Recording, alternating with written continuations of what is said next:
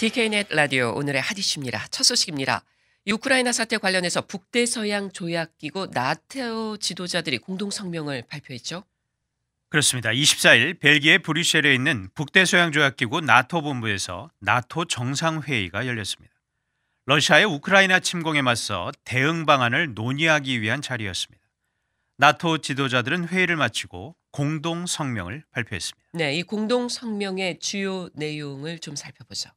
나토 지도자들은 성명에서 우크라이나에 대한 러시아의 침공을 가장 강력한 용어로 규탄한다라고 밝혔습니다.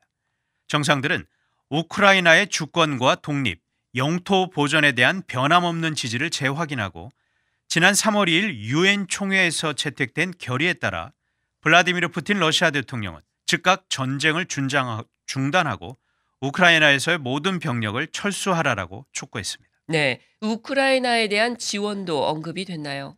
네, 정상들은 성명에서 러시아의 핵 생화학 무기 위협으로부터 우크라이나를 보호하는 것을 포함해 우크라이나 정부와 우크라이나 국민에 대한 지속적인 지원을 다짐했습니다. 네.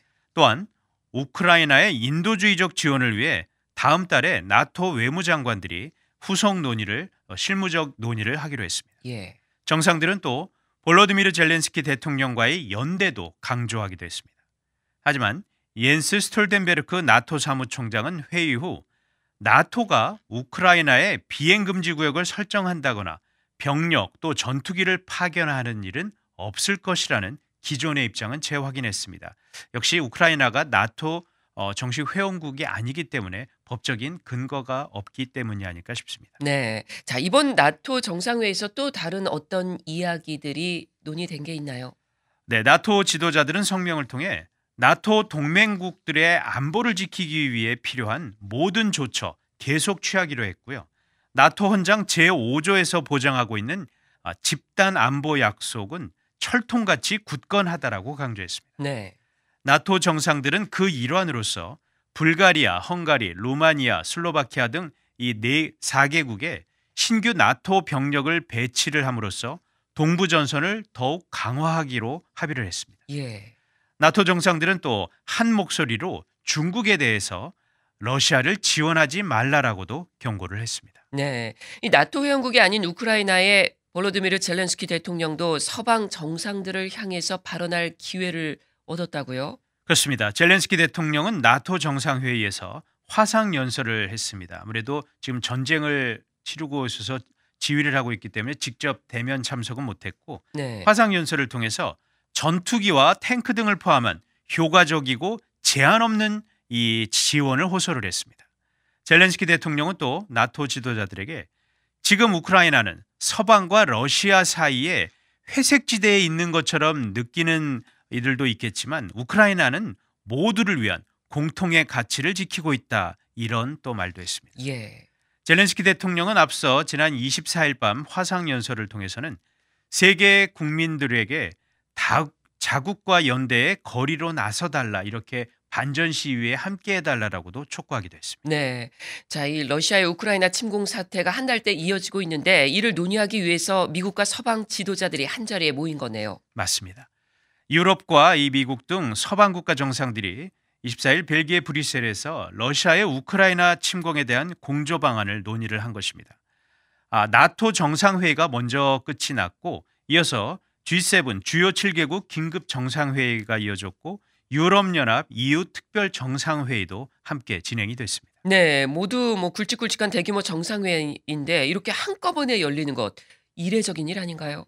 그렇습니다. 나토 30개 회원국 그리고 주요 7개국 유럽연합 EU 27개 회원국이 모인 것입니다. 예. 물론 미국과 영국, 독일, 프랑스 등 이 단체에 겹치는 나라들도 있긴 하지만 이렇게 한 날에 한꺼번에 정상회의를 잇따라 개최한다는 것은 정말 이례적이고 역시 그만큼 이번 사태의 심각성을 반영한 것이고 미국과 서방이 우크라이나를 침공한 이 러시아를 향해 단합된 이 행동과 결속으로 러시아에 분명한 경고의 메시지를 내는 것이다. 이렇게 분석을 할 수가 있겠습니다. 네. 자, 그리고 이 주요 7개국 정상회의도 이번에 특별한 의미가 있다고요. 그렇습니다. 이번 주요 7개국 G7 정상회의는 특히 일본에서 정권이 바뀐 후 열린 첫 G7 회의라는 점에서 주목을 할 필요가 있습니다. 네. 지난해 10월 취임한 기시다 후미오 일본 총리는 몇 차례 미국 등 주요국 방문에 나설 계획이었지만 코로나 바이러스 상황 등으로 번번이 성사되지가 못했습니다. 네. 또 나머지 6개국 정상들도 기시다 후미오 총리와는 처음으로 얼굴을 맞댄 것인데 G7 정상들은 긴급 소집된 이번 정상회의에서 우크라이나 지원 그리고 러시아 추가 제재 등 우크라이나 사태를 집중적으로 논의를 했고 동시에 대중국 공조 방안과 코로나 바이러스 또 기후변화 대응 방안 등도 여러 문제에 대해서 논의를 했습니다. 네. 유럽연합 정상회의도 좀 살펴보죠. 네, 유럽연합 EU 정상회의에서는 역시 러시아에 대한 추가 제재, 우크라이나에 대한 인도주의적 지원과 함께 에너지 안보 문제가 상당히 심도 있게 다뤄졌습니다. 네. 이 회의에 역시 조 바이든 대통령도 참석을 했습니다.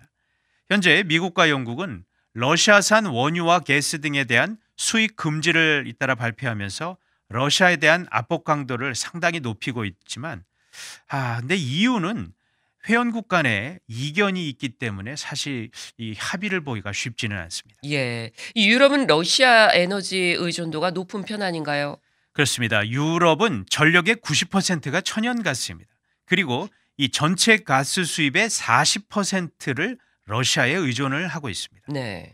유럽연합 지도부도 러시아에 대한 이 추가 제재의 일환으로 러시아산 가스 수입 중단을 검토하겠다 이렇게 발표는 했지만 회원국 간의 합의가 조만간에 도출되기는 현실상 어렵습니다. 왜냐하면 역시 이해관계들이 많이 얽혀져 있고 그렇습니다. 그래서 이번 EU 회의에서도 미국산 에너지 수입 문제도 논의는 됐지만 뚜렷한 해결책은 나오지 못했습니다. 네. 자, EU의 중심축이 되고 있는 독일의 입장은 어떻습니까?